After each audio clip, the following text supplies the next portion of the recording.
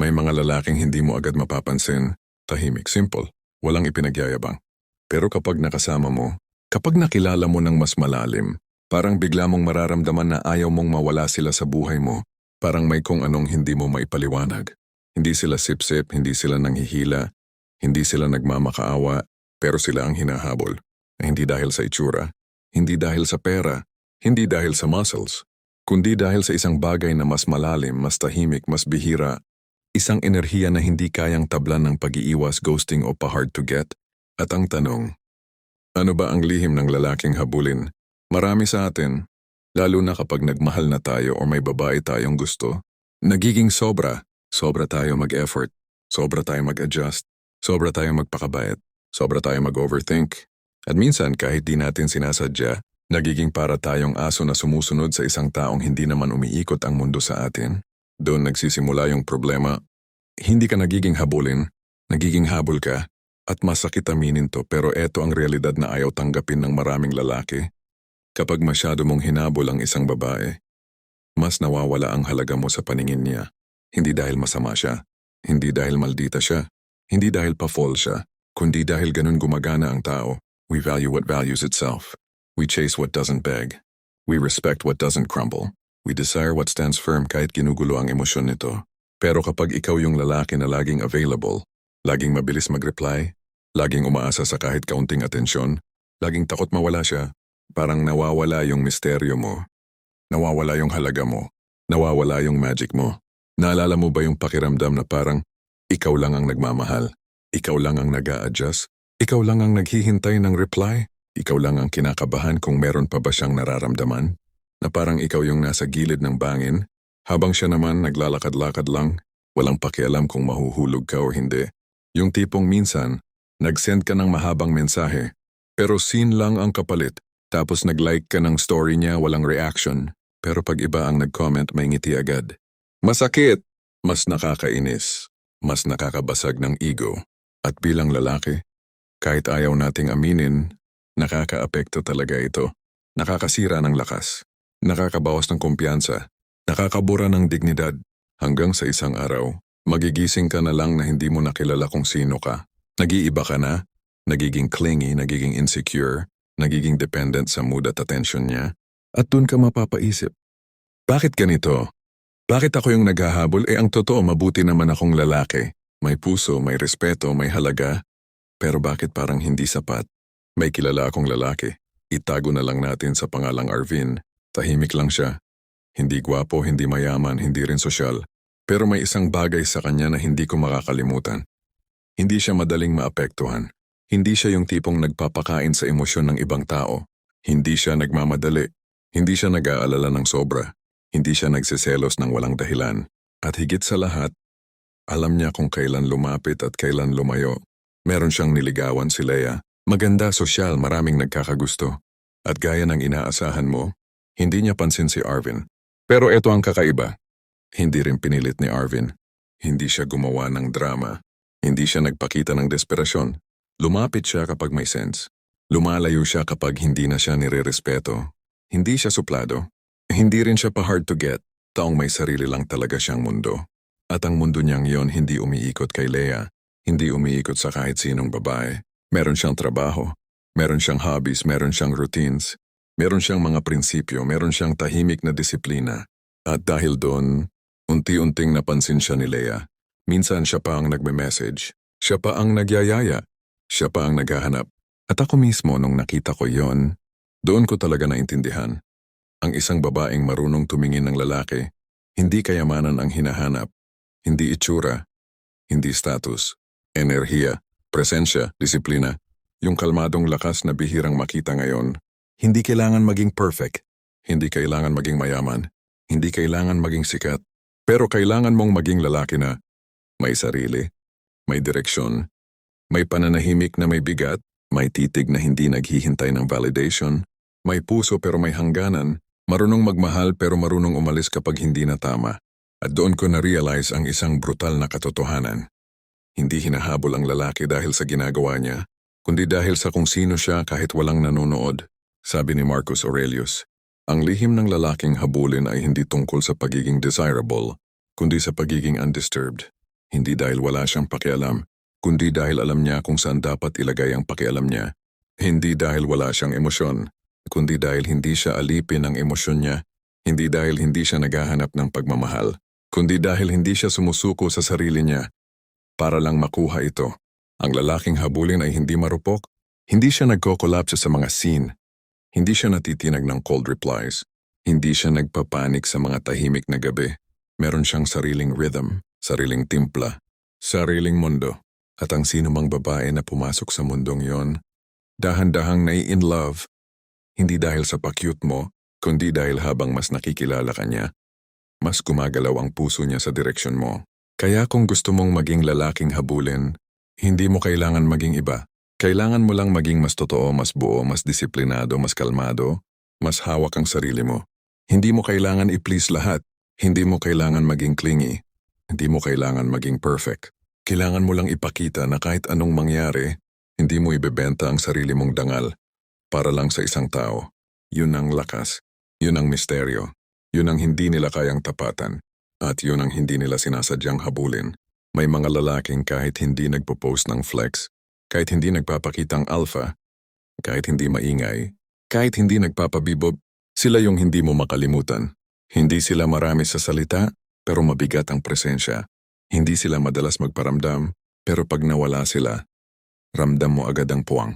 Sila yung mga lalaking hindi nagmamadali, pero hindi rin nauubusan. Hindi sila naghahabol, pero hindi mo rin sila basta kayang bitiwan. At dito natin bubuksan ang pinakamalalim na tanong. Ano ba talaga ang dahilan kung bakit habulin ng isang lalaki? Ano yung ugat? Yung pinakalaman, yung esensya, na hindi nakikita pero nararamdaman. Karamihan sa mga lalaki ngayon ay nagkakamali sa direksyon ng paghabol. Hindi dahil wala silang puso, kundi dahil hindi nila kilala ang sarili nila. And dito nag-uugat ang problema. Maraming lalaki ang nagmamahal para mapunan ang sarili nila, hindi para magbigay ng pagmamahal. Nagiging para silang tao sa isang disyerto. Wow. Naglalakad, naghahanap ng matatanawan. At kapag nakakita sila ng konting lilim, iniisip nilang ito na ang oasis. Ganito ang nangyayari sa relasyon. Nakakita ka ng babaeng mabait, cute, sweet, konting lambing lang, konting reply lang, at bigla mong iniisip, ito na, siya na. Pero tanungin mo ang sarili mo. Minahal mo ba siya? O kailangan mo lang siya? Nakita mo ba siya? O gusto mo lang mapansin ka? Nagmamahal ka ba? O natatakot ka lang maiwan mag-isa? Kung hindi mo masagot ng tapat yan, hindi ka magiging lalaking habulin. Dahil ang lalaking habulin ay hindi uhaw, hindi nagmamakaawa, hindi naghahanap ng someone para kumpletuhin siya. Kumpleto siya bago pa dumating ang kahit sinong babae. At ito ang brutal na katotohanan na madalas hindi natin matanggap. Mas na-attract ang babae sa lalaking may sarili bago pa man siya dumating. Hindi yung lalaki na umaasa sa kanya. Hindi yung lalaking ginagawa siyang mundo. Hindi yung lalaking nagiging alipin ng emosyon niya. Bakit? Dahil bilang tao, instinct yan. Paanong hahabulin ka? Kung sa una pa lang, kilala ka na ng babae bilang taong wala namang sariling direksyon kung siya ay mawala. Paanong magkakaroon ng magnetism kung ikaw ang hinahatak ng takot hindi ng prinsipyo? Paanong mamahalin ng babae ang puso mo kung ikaw mismo hindi mo kayang panghawakan ng sarili mong lakas? At ito ang masakit. The more na takot kang mawala siya, the more na nawawala ang interes niya. Hindi dahil masama siya, kundi dahil ganun gumagana ang desire. Gustong-gusto ng babae ang presensya ng lalaking buo. Lalaking alam ang gusto niya. Lalaking hindi nabubuhay para sa validasyon. Lalaking kahit mahal siya, hindi siya kinakatakutang mawala. Yung lalaki na may sariling buhay, sariling routine, sariling disiplina, sariling pangarap, sariling direksyon. At dito nagiging habulin ng lalaki. Hindi dahil pinaghahandaan niya, kundi dahil umaagos sa kilos niya ang lalim at dignidad na bihira na ngayon. Isang gabi kasama ko ulit si Arvin. Umorder lang kami ng kape, tahimik lang. Tapos napansin ko may nagme-message sa kanya, si Leia. Pero ito ang nakakatawa at nakakagulat. Hindi niya agad sinagot. Inubos niya muna yung kape niya, tinapos yung ginagawa niya. Tapos sa kanya sinagot ng simple, "Kamusta?" Walang sobrang emoji. Walang beep beep beep ng notifications. Walang panic, walang kaba, walang kilig na umaapaw. Parang chill na hangin. Parang tubig na hindi mo kayang magmadali. Parang bundok. Steady, hindi nagre-react sa bagyo. Tiningnan ko siya at tinanong, "Bro, hindi ka ba kinikilig dyan? Hindi ka ba na-excite?" Ngumiti siya. "Excited ako," sabi niya. "Pero hindi ako alipin ng excitement ko. Boom! Doon ako napatigil. Doon ko naintindihan ang isang napakalalim na katotohanan. Ang lalaking habulin hindi niya pinapasok sa buhay niya ang babae para punan siya, kundi para samahan siya. At ito ang isa pang nakakaantig. Nagkwento si Leia sa akin nung minsan nagkita kami. Sabi niya, alam mo bakit nagka-interes ako kay Arvin? Kasi hindi niya ako hinabol. Pero hindi niya rin ako iniwasan. Hindi siya cold, hindi rin siya clingy. May sarili siyang mundo na gusto kong pasukin. Hindi mundo na pilit niyang iniaalok. At nung sinabi niya yon, doon ko naunawaan ang pinakaugat. Ang lalaking habulin ay may sariling ecosystem. Hindi siya nabubuhay sa enerhiya ng babae. Siya ang nagbibigay ng enerhiya sa paligid niya. Hindi siya nagmamadali. Hindi siya nagpe-play safe. Hindi siya nagpe-play games. Hindi siya nagpapakitang macho. Hindi siya nagpapakitang needy. Buo lang siya. Totoo, tahimik, may ngiti na hindi nauubos. May lakas na hindi paus. May isip na hindi nagugulo ng maliit na bagay. May puso na hindi sinusugal ang dignidad sa pangalan ng pag-ibig. Hindi ka pwede maging habulin kung ang pundasyon mo ay takot. Hindi ka pwede maging habulin kung ang pangarap mo ay babae. Hindi ka pwede maging habulin kung iniikot mo ang buhay mo sa pag-ibig na hindi pa naman binibigay sa'yo. Ito ang pinakakaluluwa ng buong mensahe. Ang lalaking habulin ay lalaking hindi kayang bilhin ng mundong panlabas. Hindi siya kontrolado ng pag-iiwas ng babae, moods ng iba, validation, likes, tingin ng society, a pressure ng crush niya, insecurities, takot maiwan, takot mag-isa, takot magkamali. Meron siyang inner citadel, sabi nga ni Marcus Aurelius. Isang kita sa loob ng sarili niya na walang sino man ang kayang pasukin kung hindi niya papayagan. Kaya siyang mahalin, kaya siyang hanapin, kaya siyang habulin dahil hindi siya nagmamadali. Hindi siya natitinag kahit minsan siyang nasaktan. Hindi siya natatakot mahalin, pero hindi rin siya natatakot mawala ang mali. Hindi siya antagonistic. Hindi niya kailangan maging masungit para magmukhang malakas. Hindi niya kailangan maging pa-cold para magmukhang mysterious. May loob siyang hindi madaling malugi. May disiplina siyang hindi umaasa sa motivation. May katahimikang hindi nangangailangan ng applause. May direksyong hindi nagbabago kahit may dumating. May mawala, may magbago. Ang lalaking habulin alam niya kung ano lang ang hawak niya. Sarili niyang pag-iisip, sarili niyang kilos, sarili niyang prinsipyo.